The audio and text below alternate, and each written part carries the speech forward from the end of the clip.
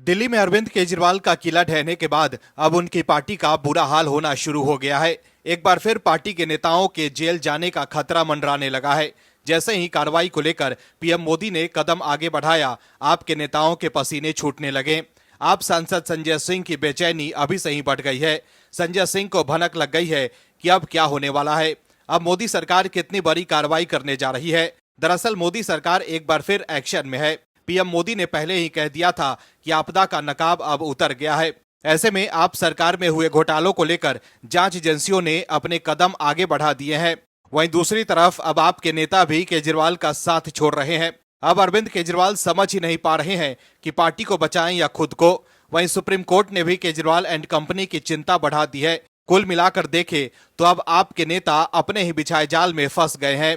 इस खबर में आगे आपको बताएंगे सब कुछ डिटेल में कि कैसे केजरीवाल और आपके लिए आई है बहुत बड़ी बुरी खबर और कैसे आप सांसद संजय सिंह हो गए हैं बेचैन।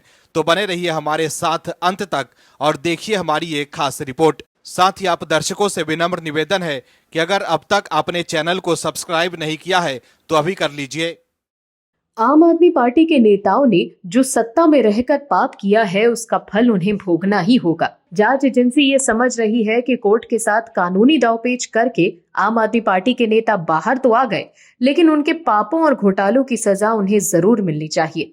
ऐसे में अब फिर से आम आदमी पार्टी के नेताओं के खिलाफ केंद्रीय जांच एजेंसियां सीबीआई और ईडी एक्शन में है। दर्शकों, समझने की बात है कि अब आम आदमी पार्टी के नेता जब जनता की अदालत में भी हार गए हैं। पार्टी के मुखिया अरविंद केजरीवाल ने चुनाव से पहले जनता के बीच जाकर कहा था कि अगर आपको लगता है कि मैं ईमानदार हूं तो मुझे फिर से मुख्यमंत्री बना देना चाहिए, नहीं तो बीजेपी को वोट दे दीजिए। ऐसे में जनता ने केजरीवाल को जवाब दे दिया और आम आदमी पार्टी कतई ईमानदार नहीं है ये बता दिया। ऐसे में अब जब कार्रवाई शुरू हो गई है तो संजय सिंह समेत आम आदमी पार्टी के नेताओं के पसीने छूटने लगे हैं। कार्रवाई शुरू होते ही संजय सिंह की घबराहट बढ़ गई है।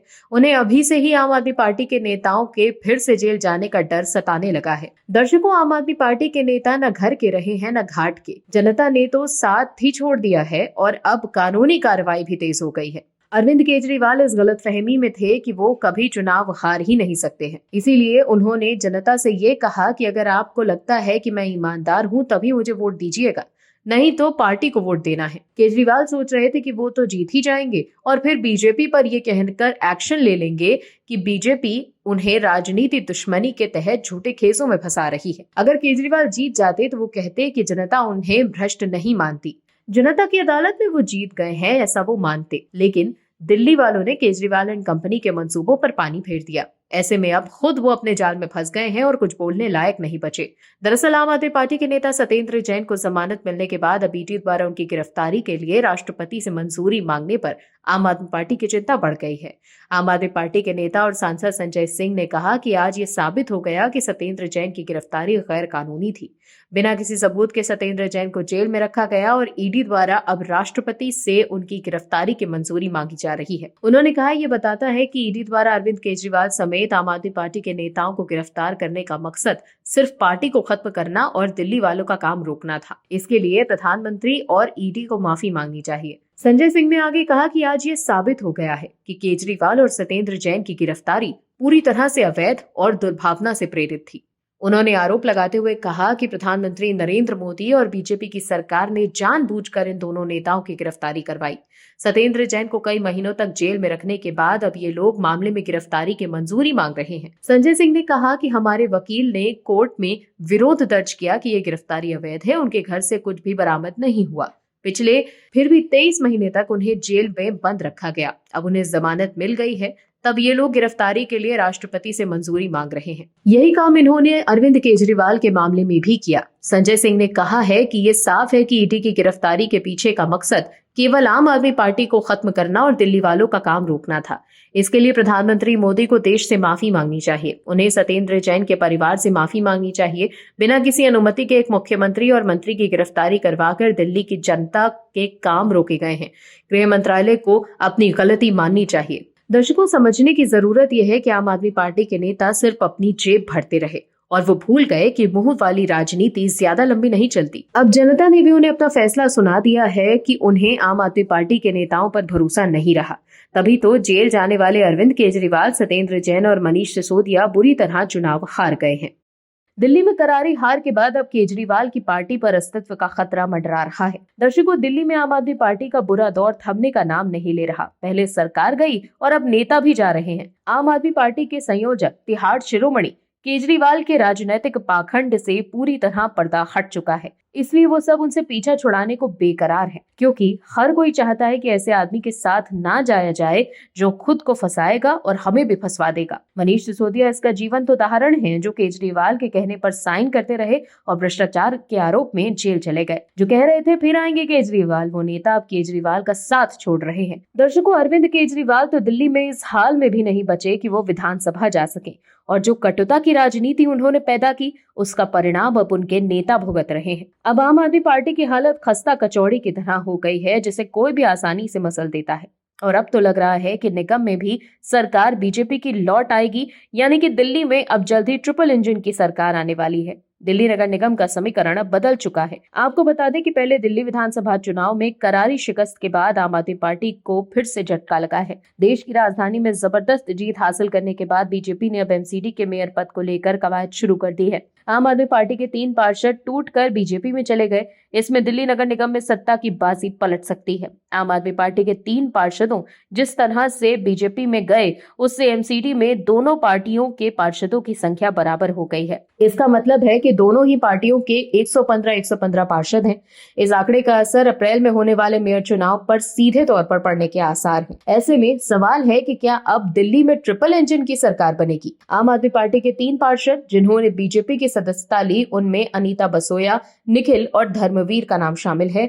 उनके बीजेपी में आने से एमसीडी के आगामी महापौर चुनाव में पार्टी की स्थिति और मजबूत हो चुकी है। पार्षदों का स्वागत करते हुए बीजेपी की दिल्ली यूनिट के अध्यक्ष वीरेंद्र सचदेवा ने कहा कि दिल्ली में सही समय पर केंद्र, विधानसभा और नगर निगम स्तर पर ट्रिपल इंजन की सरकार होगी, जो इसे प्रधानमंत्री नरेंद्र मोदी के विकसित भारत के सपने को राजधानी के रूप में विकसित करेगी। विधानसभा चुनाव में मिली शानदार जीत के बाद बीजेपी महापौर का पद हासिल करके दिल्ली में ट्रिपल इंजन की सरकार की उम्मीद है। बीजेपी ने दिल्ली विधानसभा की 70 सीटों में से 48 पर जीत हासिल करके आम आदमी पार्टी को सत्ता से बाहर कर दिया। महापौर का चुनाव अप्रैल में होना है। नवंबर 2024 में हुए पिछले महापौर चुनाव में आम आदमी पार्टी ने 3 मतों से जीत हासिल की। पार्षदों के अलावा दिल्ली के 7 लोकसभा सदस्य, 3 राज्यसभा सदस्य और 14 मनोनीत विधायक दिल्ली नगर निगम के महापौर और उप महापौर के लिए होने वाले चुनाव में मतदाता हैं।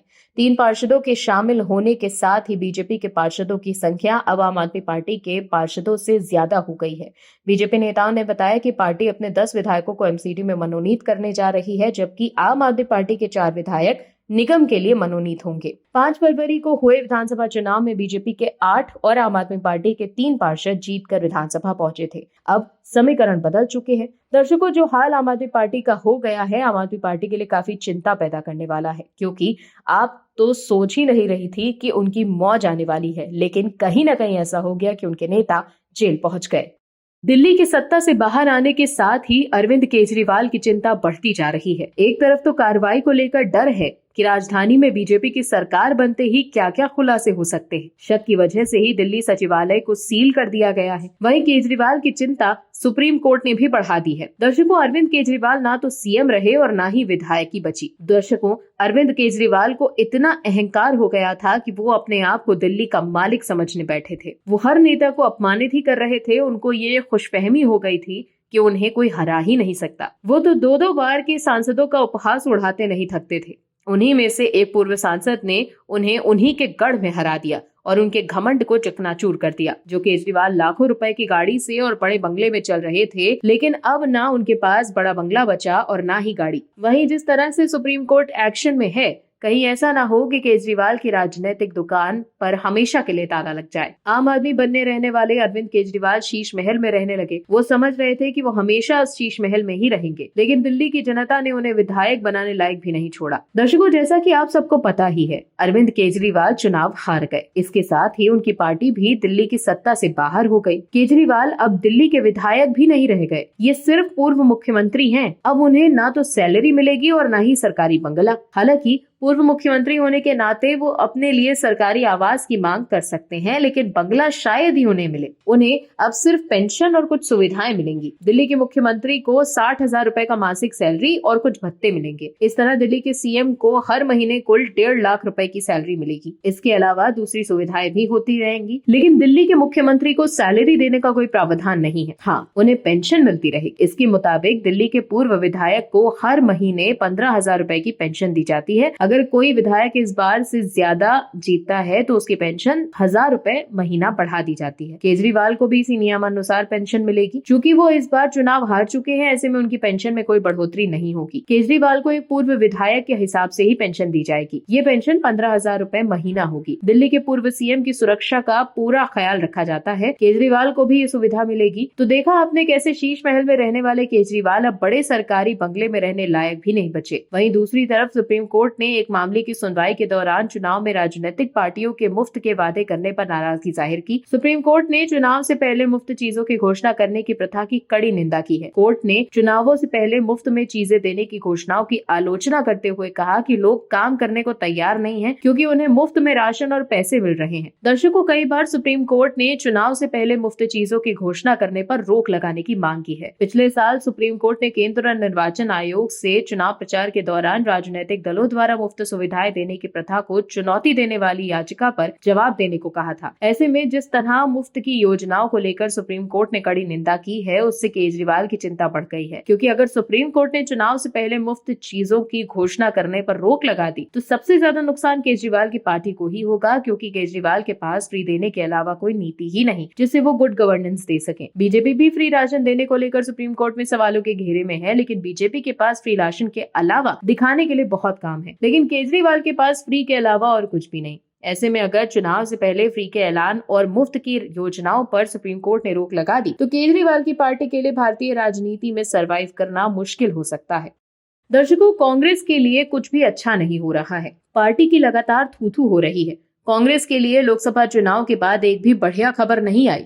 झारखंड में जेएमएम और जम्मू कश्मीर में नेशनल कॉन्फ्रेंस की बदौलत मिली मामूली सफलता को छोड़ दें तो कांग्रेस के लिए राज्य विधानसभा चुनावों में कभी भी बढ़िया रिजल्ट सामने नहीं आया। खास तौर पर दिल्ली विधानसभा चुनावों में लगातार तीसरी बार शून्य का आंकड़ा हासिल करने से पार्टी को करारा झटका लगा और अब पार्टी के नेता भी इस्तीफा देकर भाग रहे हैं। लेकिन फिर भी कांग्रेस राहुल गांधी को लॉन्च करने की कोशिश नहीं छोड़ रही। पार्टी ने अपने राष्ट्रीय संगठन में बड़ा फेरबदल किया, लेकिन पार्टी अब भी राहुल गांधी के ही भरोसे बैठी है। कांग्रेस के प्रथम परिवार के सलाहकार और सोनिया गांधी को राजनीति में स्थापित करने वाले अहमद पटेल के पुत्र ने कांग्रेस छोड़ दी है, जो कि कांग्रेस और गांधी परिवार के लिए एक बड़ा झटका है। दर्शकों, एक परिवार जिसकी एक पीढ़ी अपना सब कुछ त्याग करके एक पार्टी को दे देती है, लेकिन उसके जाने के बाद उसकी दूसरी पीढ़ी जिस तरह से कांग्रेस में ही किनारे हो जाती है, वो किसी से छुपा नहीं है। कांग्रेस के भीतर काम करने वालों की नहीं, सिर्फ स्वामी भक्ति करने वाले नेताओं की कद्र है। कांग्रेस में अब वही चल पाएगा जो बेहतर तरीके से गांधी परिवार की सही में हाँ और गलत में भी हाँ करे। दर्शकों, समझने की बात यह भी है कि कांग्रेस में सिर्फ चाटुकार बचे हैं, कामगार नहीं है।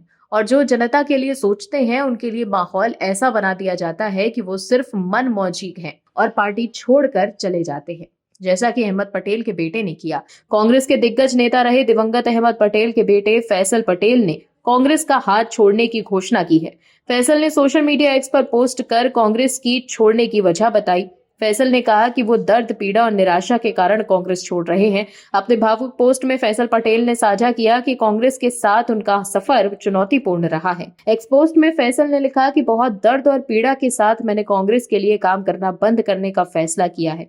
ये कई वर्षों की एक कठिन यात्रा रही है। मेरे दिवंगत पिता अहमद पटेल ने अपना पूरा जीवन देश, पार्टी और गांधी परिवार के लिए काम करते हुए दिया। मैंने उनके नक्शे कदम पर चलने की कोशिश की, लेकिन हर कदम पर मुझे मना कर दिया गया। फैसल ने आगे लिखा कि मैं हर संभव तरीके से मानवता के लिए काम करना जारी रखूंगा।